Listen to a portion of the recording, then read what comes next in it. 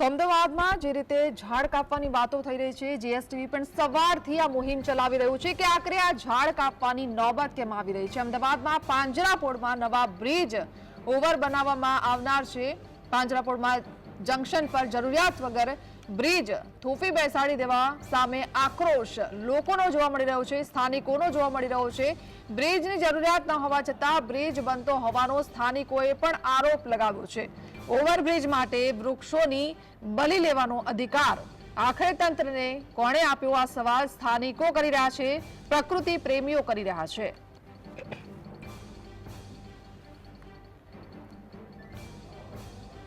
તો વિકાસ કે વિનાશ પર પર્યાવરણ પ્રેમીઓ શું કહી રહ્યા છે આ તમામ ઘટના ઉપર, જે બ્રિજ બનવાનો છે અને વૃક્ષોને કાપવામાં આવી રહ્યા છે તેના ઉપર?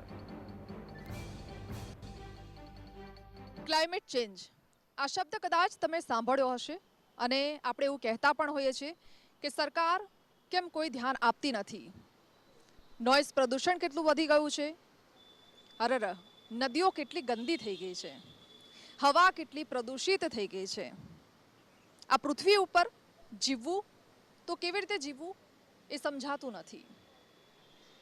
પણ પ્રકૃતિના આ વિનાશને જે આપણે જોઈ રહ્યા છે, વિકાસની જે આંધળી દોટ આપણે મૂકી છે, એમાં જે પ્રકૃતિનો ખજાનો રૂપી જે આ ઘટાદાર વૃક્ષ છે તેનો વિનાશ થઈ રહ્યો છે। આ વિનાશને કેમ કોઈ રોકતું નથી? સરકાર અને તંત્ર તો બહેરું અને આંધળું છે જ, પણ સાથે પ્રજા કેમ આગળ આવતી નથી? કેમ આ ખજાનાને આપણે લૂંટતા બચાવી નથી શકતા? તેનો નાશ થતાં તેને બચાવી નથી શકતા? આ એ ઝાડ છે જે આપણને છાંયડો આપે છે, ફળ આપે છે અને આ એક જીવ છે, પણ આ જીવને બચાવવા માટે કેમ જૂજ લોકો આગળ આવે છે? એ પ્રકૃતિ પ્રેમીઓ પણ અહીંયા છે, આપણે એમની સાથે વાત કરીશું। જે આઈઆઈએમ પોલિટેકનિક જે રોડ છે પાંજરાપોળનો, અહીંયા કેટલાક વૃક્ષો જે ધરાશાયી કરવામાં આવશે, તેને ખતમ કરી નાખવામાં આવશે। આ એ વૃક્ષો છે જે જીવતા જાગતા છે અને આપણી સામે છે, જે આપણને શું નથી આપતા એ કહેવું કદાચ મુશ્કેલ છે। આ પ્રકૃતિ છે, પ્રકૃતિ પ્રેમી પણ આપણી સાથે છે, તેમની સાથે આપણે વાત કરીએ। आप ये जो रोड है, अभी यहाँ पे देख रहे हैं कि कितने सारे वृक्ष है वो कटने वाले हैं। यहाँ मैंने देखा कि यहाँ पे निशान भी करा हुआ है, અહીંયા નિશાન પણ કરેલું છે અને નંબર પણ આપેલા છે, તમે જોઈ શકો છો 72 નંબર લખેલો છે, એટલે કે આ એની સાક્ષી છે કે આ ઝાડ હવે કપાવાનું છે। તમે એને કમ્પેર કરી શકો છો, જો એનિમલ સ્લોટર થાય છે ને એને જોડે। આ વેઇટ કરે છે કે મારી મોત ક્યારે આવશે, એવું થઈ ગયું છે ને। જીવ છે, તમે નંબરિંગ કરી દીધા તો એનો અર્થ શું થયું કે ઇઝ વેઇટિંગ ઇન લાઇન કે મારી મોત ક્યારે આવશે। અમે લોકો ફિલિંગ નથી, પણ તમે સાયન્ટિફિકલી પ્રૂવન છે, તમે જો કોઈ બી ઝાડને મ્યુઝિક સુનાવો તો ઇટ સ્ટાર્ટ્સ ટુ ગ્રો, તો આમાં ઇટ્સ प्रूवन है नो। तो इसका अर्थ है कि इसमें लाइफ है। So imagine it is waiting कि मेरा बारी कब आएगा, मैं कब कटूंगा। So it is like a slaughter. And पची जो इसके ऊपर एनिमल्स रहते हैं, बर्ड्स रहते हैं, स्क्विरल्स रहते हैं, उनका तो आप घर ही छीन रहे हो पूरा। उनकी गलती क्या है बताइए? Because they can't speak. तो ये तो पर मैंने देखा है कि ये जो पेड़ है वो पूरी साइड में है, जो सर्विस रोड के अंदर भी बना हुआ है, फिर भी इसे कट क्यों कर रहे हैं? वही तो प्रश्न हम भी पूछ रहे हैं सरकार से कि ये सर्विस रोड आपकी चलो इतनी चौड़ी हो जाएगी, यहाँ पे सोसाइटी के गेट खुलते हैं, आप गेट के आगे तो कोई सर्विस रोड बना नहीं सकते, उनकी गाड़ी कैसे निकलेगी बाहर? तो it is on the footpath. आप फुटपाथ के पेड़ क्यों काट रहे हो? आपको ट्रिमिंग कर सकते हो ना, अगर झाड़ का वो उस तरफ आ रहा है ऑन द ब्रिज, अगर हाँ झुका हुआ है तो वहाँ से ट्रिमिंग कर दीजिए आप। सिंपल एज दैट ना, उतना तो हम कर सकते हैं, पर झाड़ को काटना क्यों, स्पेशली ऑन द फुटपाथ? और इसका तो क्या गारंटी है? अभी आप इतना चौड़ा कर दोगे रोड, ट्रैफिक और बढ़ेगा तो आप क्या करोगे?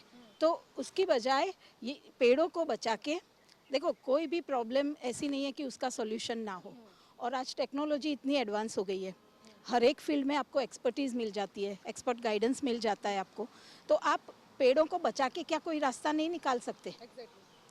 और ये पेड़ कैसे है कि जैसे जिसको गुजराती में बोलते हैं उमर लायक, जो ऑक्सीजनना जीवता जागता बाटला, जीवती जागती फैक्टरी जेवा झाड़ छे, एने कापीने तमे नवा झाड़ नाखवानी वात करो छो।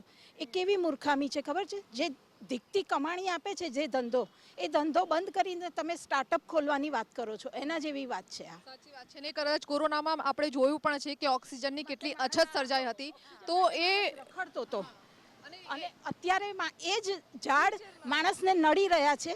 આ કેવો વિકાસ માણસને કરવો છે? फ्यूचर में तुम्हें ऑक्सीजन की बाटली लेने फरसो, दिस इज अ गारंटी, क्योंकि अब पेड़ ही नहीं रहेंगे तो आप क्या करोगे? ऑक्सीजन लेके घूमो साथ में.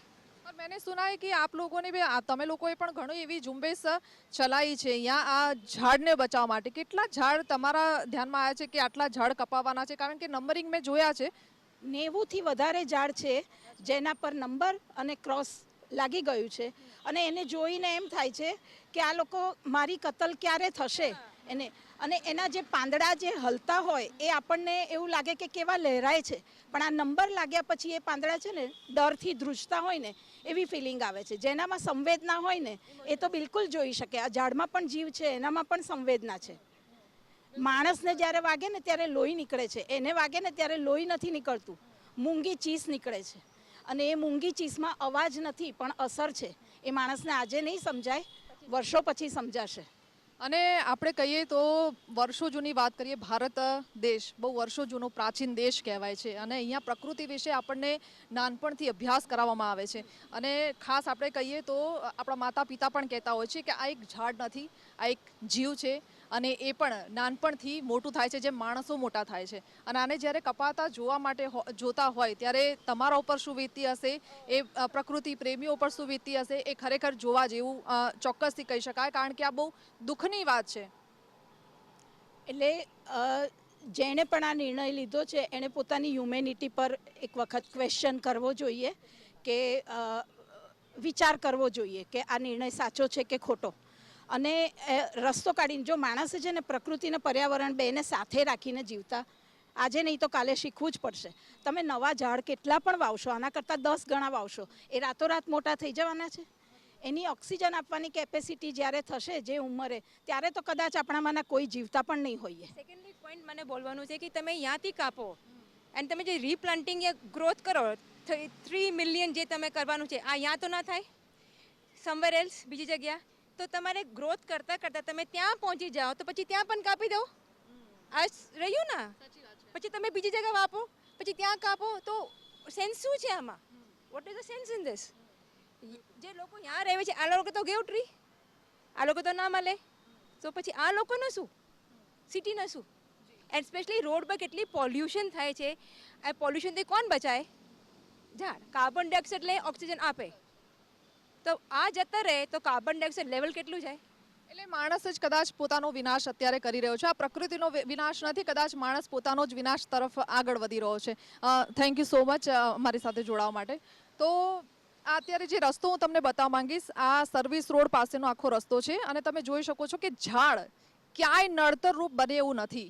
72 નંબર આપી દીધો છે. બધા જ જે ઝાડ છે આખા લાઇનમાં એ બધાને નંબર આપી દેવામાં આવ્યા છે. એના ઉપર એક ક્રોસનું નિશાન કરવામાં આવ્યું છે અને ખુદ અહીંયા જે તમે ઘર જોઈ રહ્યા છો એ ઘરની પાસે જ એકદમ ઝાડ છે. આ રસ્તો પણ તમે અહીંયાથી કદાચ નીકળતા હશો તો તમે જોયું હશે કે આ રસ્તો એકદમ પહોળો છે, કે આને તમે વધારે પહોળો કરવાની લાઈનમાં જો તમે વૃક્ષોનું નિકંદન કરતા હોય તો તમે વિચારો કે અત્યારે અમદાવાદમાં જે 45+ તાપમાન જે આપણે અત્યારે સહન કરી રહ્યા છે, આ તાપમાન સહન કરવાનો વારો આપણો હવે આનાથી વધારે આવશે. જ્યારે 50 ડિગ્રીની ઉપર તાપમાન જશે ત્યારે કદાચ ખબર પડશે કે વૃક્ષોની જરૂરિયાત આપણા જીવનમાં કેટલી છે. કેમેરામેન મીત ભટ્ટ સાથે હિના પંચાલ, GSTV, અમદાવાદ.